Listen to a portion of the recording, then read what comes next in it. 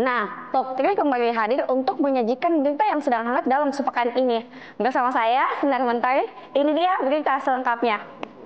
Oke, baiklah kita masuk ke berita pertama. Kampung narkoba di Makassar digerebek.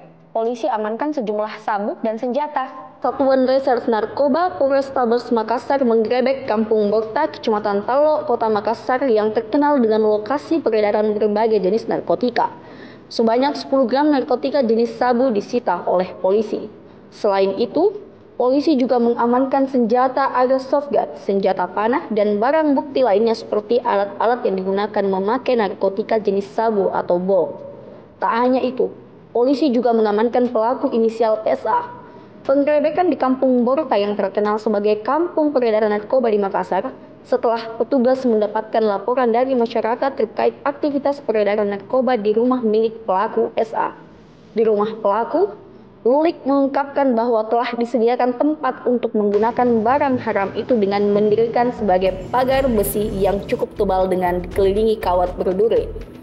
Dari hasil penggerebekan tersebut, petugas mengamankan sejumlah barang bukti berupa sabu seberat 10 gram, senjata airsoft gun, dan senapan panah. Meski demikian, Lulik mengatakan pihak kepolisian masih melakukan pengejaran terhadap buronan pada kasus peredaran narkotika ini. Nah, 1 bulan memimpin, Profesor Fajri Jufri ungkap target strategis Sulawesi Selatan. Transisi kepemimpinan di Sulawesi Selatan setelah dinahkodai oleh Profesor Fajri Jufri kini hampir berjalan selama sebulan. Pejabat Gubernur Sulawesi Selatan, Profesor Fajri Jufri memaparkan sejumlah target strategis pemerintah Provinsi Sulawesi Selatan di rumah jabatan Gubernur Sulsel pada Rabu 29 Januari. Ia mengungkapkan sejumlah program strategis nasional harus dijalankan seluruh daerah, termasuk di Provinsi Sulawesi Selatan. Di antaranya penanganan stunting, pemeriksaan kesehatan gratis atau PKG, dan paling penting yaitu makan bergizi gratis atau MBG.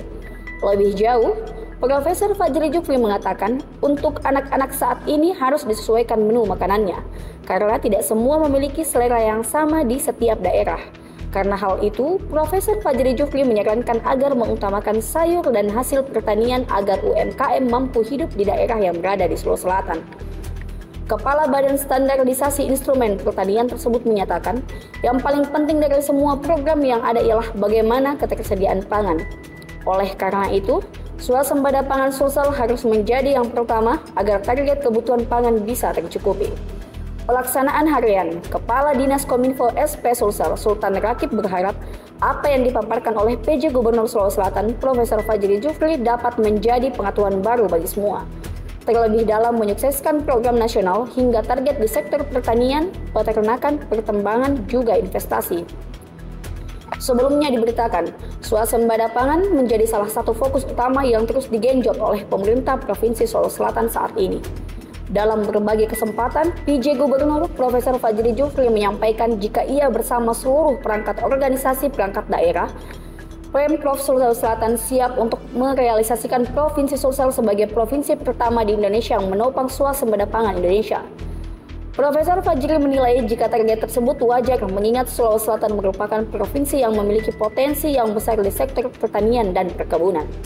Ketua Presiden Mahasiswa Unismu Makassar, Hasbi Asidik, mengapresiasi target PJ Gubernur Sulawesi Selatan, Fajri Jufri tersebut. Menurutnya, Sulawesi Selatan saat ini membutuhkan penguatan strategis dari berbagai pihak dan kebijakan pemerintah untuk melakukan pembenahan di sektor pertanian. Pertanian di Sulawesi Selatan di sektor irigasi butuh pembenahan dan pengembangan. Akademisi Unhas, Profesor Armin Arsyad turut mengungkapkan pandangannya.